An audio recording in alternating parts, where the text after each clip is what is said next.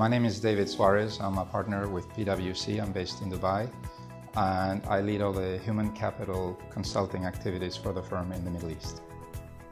Thanks, David. My name is Stuart Schooler. I'm a financial services partner with PwC, based in Dubai with regional roles. One of the things I'm responsible for is championing he for she for the Middle East.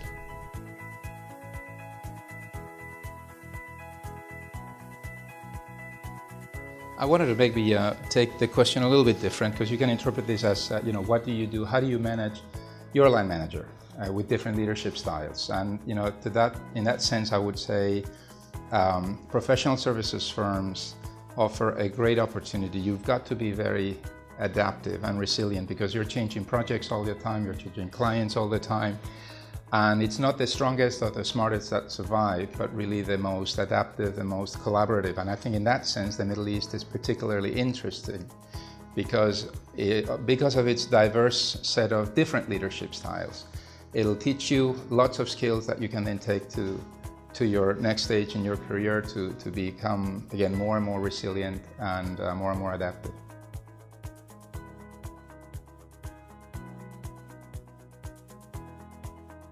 So the first thing that I would say is that the Middle East is probably one of the most, if not the most diverse region in the world. The Middle East has the largest population of foreign-born nationals than any other region in the world. And the UAE actually tops that figure, according to United Nations figures, with 83% of its population. And I think that's great, because it does offer that diversity.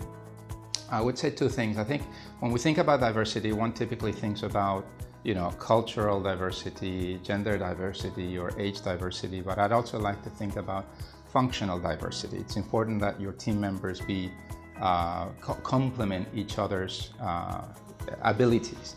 But in that sense, and taking all of that into account, to me, the key in managing a diverse workforce is you've got to build that motivation. Your employees have to be motivated. And how you motivate someone really depends a lot on their background, where they're coming from, what makes them tick.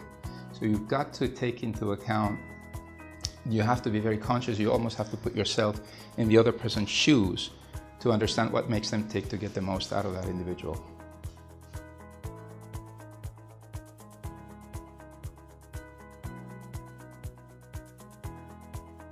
I think becoming future leaders is not necessarily about always the organisation. I think it's about the individual.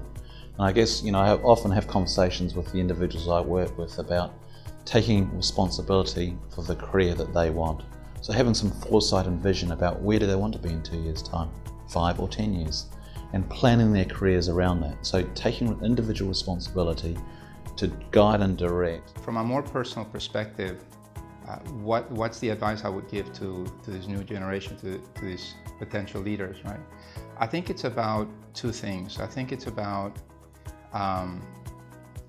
motivation and inspiration. If you look, we did a survey recently within PwC.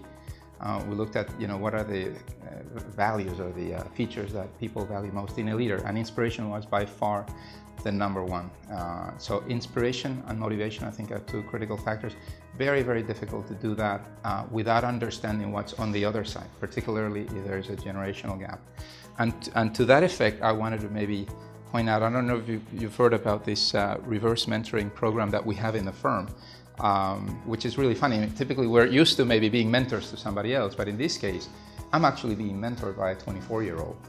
And it's great. I mean, it really puts you in your place, makes you humble to a degree, but it's great because I'm learning to see things from the other person's point of view. I'm trying to bridge that generational gap, and hopefully I will become a better leader myself.